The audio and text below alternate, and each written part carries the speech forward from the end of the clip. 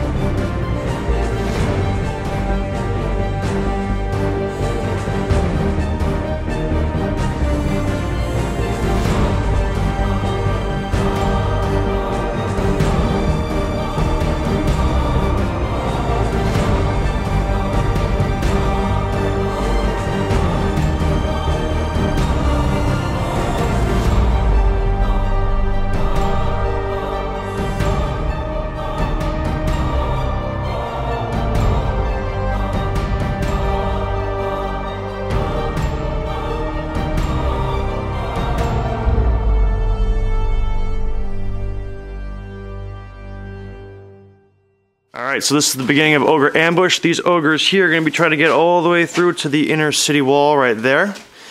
And everyone's going to be setting up an ambush to attack them. Over here we got the Dark Elves up to their sneaky business.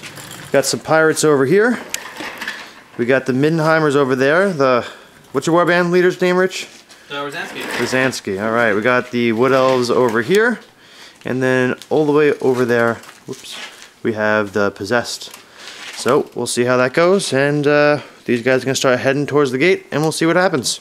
And we are going to roll random events on the random event chart. Yeah. Everyone is entitled up to one random event. So in this video, I'm actually going to be doing more still frames just to try it out. I'm not a huge fan of it, so do let me know below if you like this or not. I think I like video just because it brings character to it. You hear what the players are saying. But this one is going to be more photo stills than me talking about the game, so hopefully you guys don't get bored of me. But so we got the Wood Elves, the Dark Elves running around over here. We do have Malice on top of this elevated plateau. She's trying to hang out. Over here we've got the Dark Servants moving up, getting in position by the top of that ramp there. And let's see what funny business Mike is already up to in turn 1. Alright, so Mike's got all the time in the world. We got a nice staircase here, and we're gonna jump! Why would I take my time? And I failed. Awesome.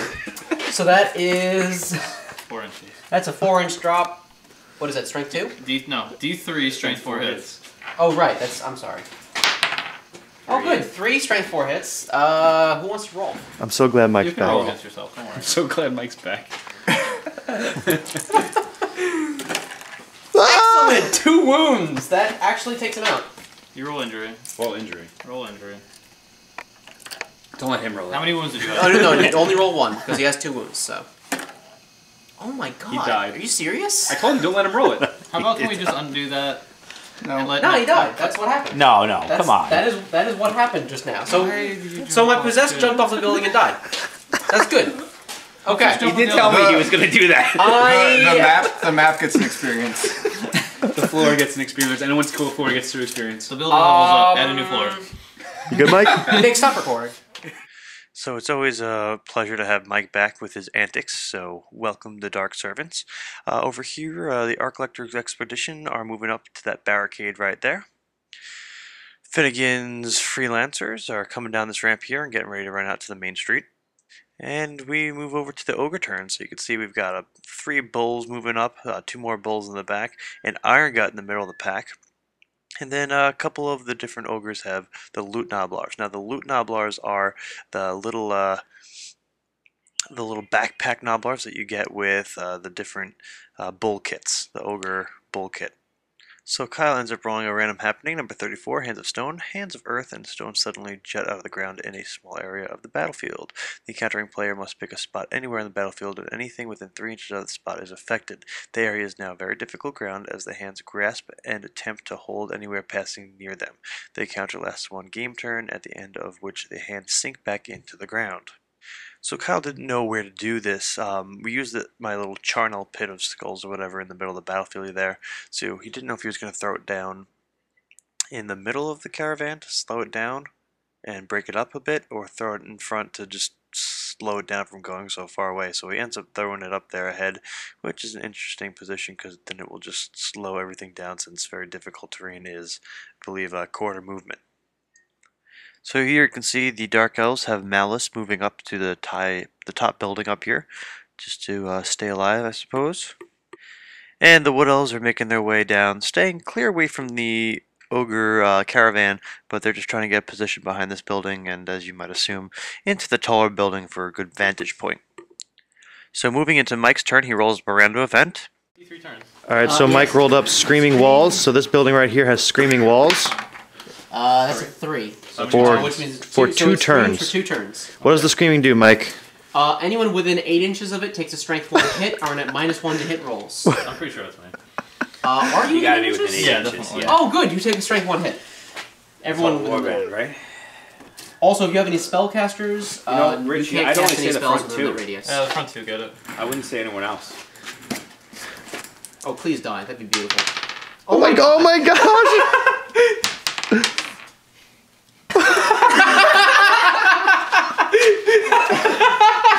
That's terrible. Who was that? Alright, so you that was one of my champions. just got Oh, screamed at by a wall. The other guy's stunned from that. That's Mike has the deadliest turn so far. All right. Yeah. What he's doing. I mean, that's. Jeez. So after Mike's random happening kills one Middenheimer and stuns a second, he goes ahead and puts his possessed guy down this ramp. And if one stupid thing wasn't enough, Mike goes for a second one. So his Magister, he's gonna try to run him and jump him onto that building in the middle of the frame here, the one that says Orc. So it's gonna be a little tricky, but with some luck, he actually passes that initiative test. So he's over there in that building now. So Rich is moving the Arclector's expedition down this ramp here to go towards the street, and we've got the guy in the back crawling away so he doesn't get killed by the screaming building. So the ogres are moving through, they're spreading out, and you can see the pirates are coming behind one of those buildings there, so they're making their way, going to ambush the Noblars and the ogres pretty soon. And this turn, 2 Leadbelchers show up with a Leadbelcher cannon crew, so I'll have the stats in the description below if you want to check that out. Essentially, these Leadbelchers will shoot an artillery dice worth of shots at ballistic skill every other turn, unless the crew is nearby, which in this case the ogre crew with the 2 chained up dwarves are nearby, so they're actually able to allow these Leadbelchers to shoot every turn, which is pretty important. So Kyle, though, does not find these guys intimidating whatsoever, so the Dark Elves are going to do some tricky business. Alright, so Kyle's guys ran up here. 1. No armor save. And Kyle's guys missed, and then Just John's fantastic henchman dagger. attacked back. Knocked down. Knocked Initiative down. test. Initiative test. Passes. Oh. He's knocked down. Boom. You gotta charge in, John. Alright. You could have fallen. That didn't go as well as you thought it was going to. Yeah. I was planning on going in with her too. Alright. So hopefully John's henchmen beat up the Dark Elves, pieces of shit. So instead of trying to work with everybody else, the Dark Elves had to go ahead and cause some trouble. So we've got these ogres marching through the battlefield, and here we are getting Vesdrin and Veldrin, the 2 Dark Elf heroes, going up and attacking the gunmen henchmen, which were so nicely positioned by John to just start shooting at ogres. So it is what it is, but at least the henchmen don't die right away. However, Kyle was warned, though, that making noise and fighting will attract attention from ogres. And we've got these Leadbelchers right down here in the ground level that hear all that noise up there behind that little wall. So he's going to open fire, both of them, once the opportunity is available. Also, each of these Leadbelchers do have a Loot Noblar. So all 7 Loot Noblars are now on the table. So the Hands of Stone are gone. It did trip up a lot of these guys, though. I was moving very, very slowly through that, and I do have a downed Noblar who is going to. I think we just said after this, the Hands of Stone, he just kind of gets tripped up. So Noblars, we're not going to do knocked out or stunned. They're just going to be dead if you're able to wound them, and they yield half experience. So funny thing up here, the cabin boys for the pirates have just been chilling out by the statue, and the Middenheimers are just moving about. And then also this Middenheimer is finally able to get up and move away from the screaming walls.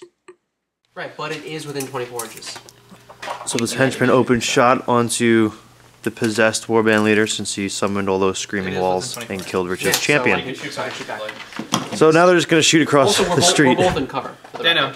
Well, you just had cover because I'm not even using this anyway, so shooting through it's like very hard. Now we Pirate gunmen over here do issue a countercharge back onto the Dark Elves, and the pirates are still getting in position here. All these pirates open shot onto this ogre right there, and one wound was done so far, and John just got a critical hit with a pistol, rolled up a 2. We're checking. Is the ogre a large target? Oh, our ogres. He hit with both anyway. Yeah. didn't he? Yeah. I didn't hit with the He middle missed with the there. one. Oh, you wouldn't have hit with the one anyway. No, Okay. no, he didn't roll the one. Oh. He missed with one. What did you All roll? right, so this The ogre first took one hit, but 2 he wounds failed to onto wound. him. Yeah. Close combat? So in combat for the pirates, one of the gunmen actually bites the dust against Nadris, the friggin' warband leader. Oh, Dark Elves. So the ogres break off from their formation, moving towards the gate into the city wall. We do have a charge over here by a Noblar, and then this one ogre gets into position. The Noblar does get killed, however. And here you can just see the formation being broken off. So these two lead belchers are taking shots up at the guys on the wall, where they hear all that noise from the noisy Dark Elves. And we've got 2 Iron Guts on the battlefield. One of the Iron Guts actually has a treasure chest, if you see, the one closest to us with the Tomb King shield on his back. The one that's further ahead with the round shield on his back, he ends up having a loot Noblar also. So this Ogre Bull does issue a charge during the Ogre turn. He able to do a wound on one of the heroes that has 2 wounds, but we do get a counter charge during the Dark Elf turn. Everyone's on the Ogre now, which is fine, but then we go into random happenings. That's right. 66. Oh, is that Bloodletter? Oh, Giant Spider. Shell out. Yep. Oh. Giant spiders happening. Alright, let's see what happens. So we rolled up 66 on the random happenings chart. Itsy Bitsy Spider. The presence of the Weird Stone has mutated this common household pest into a monster of titanic proportions. This gigantic spider has the following characteristics. Movement 5, weapon skill 3, strength 5, toughness 4, wounds 4, 1 initiative, 2 attacks, leadership 10. Fearsome Beast. He causes fear. He is a 4 armor save, poisonous bite. Any rolls of 5 or 6 rather than 6 are treated as critical hits.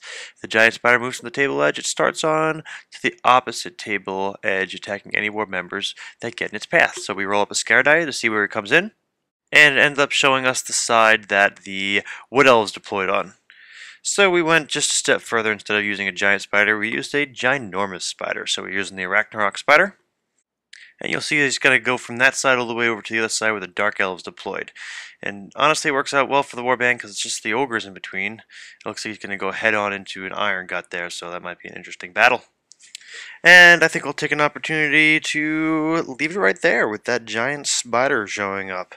So I hope you guys enjoyed part 1 of Game 2 of the Vermin Queen campaign, and stay tuned for part 2.